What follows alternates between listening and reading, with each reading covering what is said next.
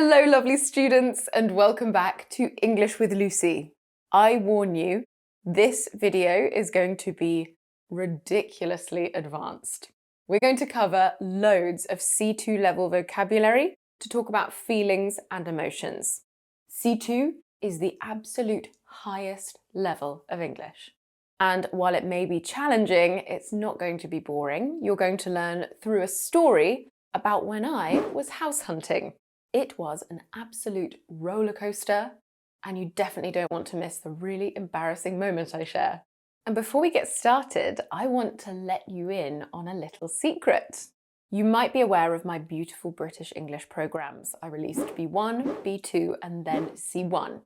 And I said that I would never create a C2 program. However, I've changed my mind, and it's now in development. It's a mammoth task. C2 is an amazing level. It has so much vocabulary. I want to get every part of it just right. I'm aiming to release it in very early 2026. In the meantime, I've put together a free special bonus lesson to go with this video. And it's packed with advanced C2 level vocabulary and natural expressions to help you articulate complex thoughts and the emotions behind them. You can download that lesson for free when you sign up for my C2 program waiting list. If you would like early access and updates and the free lesson, scan the QR code there or use the link in the description box. Join the waiting list and download the lesson. Right, let's get on with the story. You'll hear the story in 4 parts, and we'll go through some vocabulary after each one. Here's the beginning. On the morning of the viewing, I woke up absurdly early, jittery with anticipation. I'd lost count of how many houses we'd seen, but it was well over 15. I hadn't experienced that euphoric moment of walking through a door and just knowing that the house was the one, and I was growing despondent. The pressure to finally secure our dream home was becoming intolerable, and I was completely torn over the house we were viewing that day. On paper, it had great bones, but would need a lot of renovation. It was also a little over our budget, and we'd have to rein in our spending considerably if we went for it. Okay, let's look at some advanced vocabulary related to emotions and feelings. Our first word is jittery. Jittery, which means nervous and anxious. An example, most people feel a bit jittery before a job interview. Next, we have euphoric, and this means extremely happy and excited. For example, Josh was euphoric when he heard he'd been accepted to his dream university. Our next word is despondent, which means sad and with no hope. For example, Penny was despondent for days after the publisher rejected her manuscript. Next, intolerable. Intolerable, that's such a good word, isn't it? If something is intolerable, it is too difficult or unpleasant to accept or tolerate. An example, she found the tension at work intolerable and handed in her notice. After that, we had the phrase to be torn, meaning to be unable to decide between 2 options. We often say you're torn between something. For example, I was torn between staying with my family and pursuing a career abroad. And finally, for that part, we have the phrasal verb to rein in, and this means to control or limit something. I talked about reining in or limiting our spending. But it's often used with emotions too. For example, Luke tried to rein in his anger, but couldn't stop himself from shouting. Okay, how many of those words were new for you? Now let's move on to the second part of the story. It's so cringeworthy. We arrived early, brimming with cautious optimism. I spotted the house straight away and marched assuredly up the path. After getting no answer to my knock, I inexplicably thought it was a good idea to try the handle. The door swung open and in I went. I called out a tentative hello, but was met with the kind of silence that makes your skin prickle.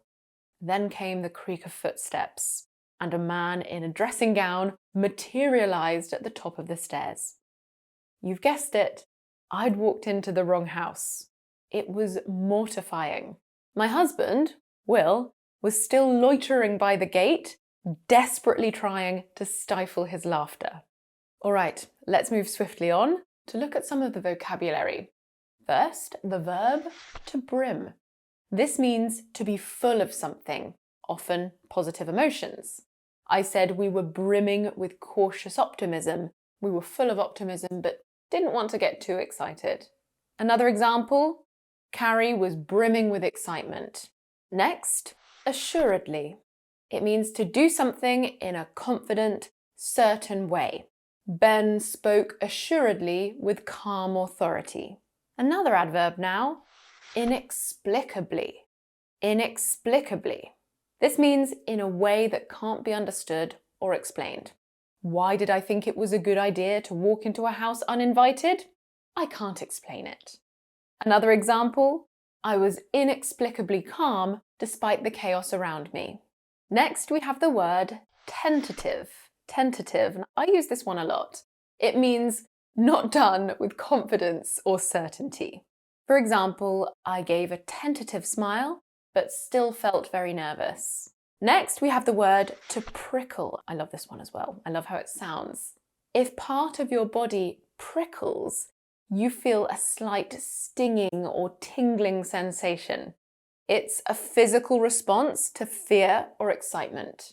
We usually say our skin or our scalp prickles. Your scalp is the skin on your head. It's like your hairs stand on end, but it hurts. An example, the back of my neck prickled with fear. Next up, mortifying. Such an expressive word. Mortifying. This means extremely embarrassing to the point that you, want to die.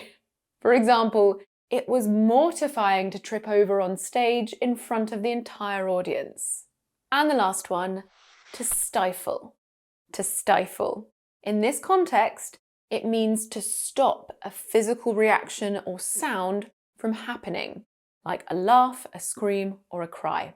For example, Will tried to stifle a chuckle, but it escaped as a loud snort. Okay, we're halfway through. You've already learned lots of juicy C2 level vocabulary. Just a quick reminder, if you want that bonus lesson for free that goes with this video covering lots of high-level language for decisions, emotions, and thought processes, join the C2 program waiting list. I'll send the lesson straight to your inbox, and you will also stay up to date as my full C2 program develops and comes together. Scan the QR code there or click on the link in the description box. Okay, so what happened next? Let's find out. Needless to say, I was on edge by the time we reached the right house. But immediately upon walking in the door, my nerves dissipated. In fact, I was a little stunned. The entrance hall was jaw-dropping, with high ceilings and gorgeous Victorian tiles. But it was the kitchen that really blew me away. I couldn't believe how spacious it was compared to the pokey one I was used to. And I was completely bowled over by the view out to the garden. Okay, so the house viewing is going well, but are you ready for more vocabulary? First, we have the phrase to be on edge, to be on edge. If you're on edge, you're nervous, tense, or excited. These are all very similar emotions, aren't they? I was on edge the entire morning while waiting for my exam results. Next, to dissipate. Dissipate. Beautiful word. This means to gradually disappear. For example, my anxiety dissipated once I started speaking. Next, I said I was stunned when I went into the house. And this means extremely surprised or shocked, and it can be a reaction to something negative or positive. For example, Clark was stunned when they announced he'd won. After that, we had jaw-dropping. This is your jaw here. If it drops, jaw-dropping. It's so visual. If something is Jaw-dropping, it's extremely impressive and surprising. It makes your jaw drop. An example, the hotel had jaw-dropping views of the lake and mountains. And we'll round off this section with 2 phrasal verbs. The first one is to blow somebody away. If something or someone blows you away, they greatly impress or amaze you. For example, I was blown away by the film. It was visually stunning. And the next phrasal verb is to bowl somebody over. It's similar to blow away, and it means to strongly impress or surprise someone. For example, I was bowled over by their generosity. Okay, do you want to know if we bought the house or not?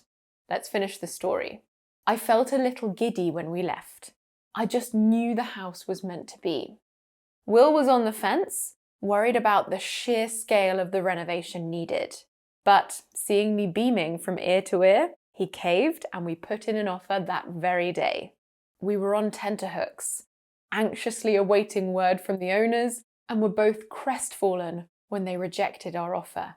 Long story short, our second offer was accepted, and we were absolutely elated that this beautiful, ramshackle house was going to be ours. Okay, let's look at our last pieces of vocabulary now. I said that I was giddy when we left the house. Giddy means so happy or excited that you behave in a way that shows that. For example, you might skip a little, you might talk really quickly in an excited way, or you might have a huge smile on your face. For example, Julian was giddy with excitement about having a whole month off work. Now, while I was giddy, my husband Will was still on the fence. And this idiom means unable to decide on something, most often between 2 options. For example, she's still on the fence about whether to accept the job offer. Maybe she will, maybe she won't. She's not ready to decide yet. She can't decide. Next, we have the idiom to beam from ear to ear.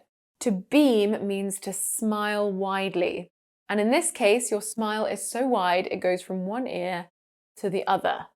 Not literally for most people. An example, Nathan was beaming from ear to ear when he told us he was engaged. After that, we had on tenterhooks, often to be on tenterhooks. This means to be nervous or worried while waiting for something to happen. Note that many people get this word wrong. They say on tender hooks, but it should be tenterhooks. It's a common eggcorn.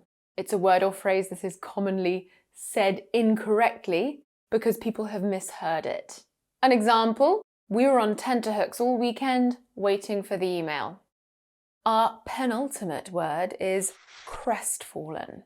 And this means sad and disappointed because you failed unexpectedly.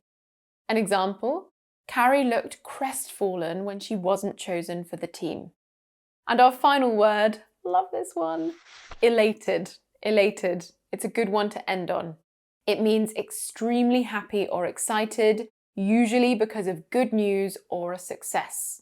For example, we were absolutely elated to hear that our offer had been accepted. And with that, we have reached the end of the video. These words were really challenging. Let me know in the comments how you found them. And remember, if you are interested in learning more about my beautiful British English C2 program coming in early 2026, sign up to the waiting list to be the first to hear more about it, and you'll also receive my free bonus lesson. I will see you in the next video. Bye!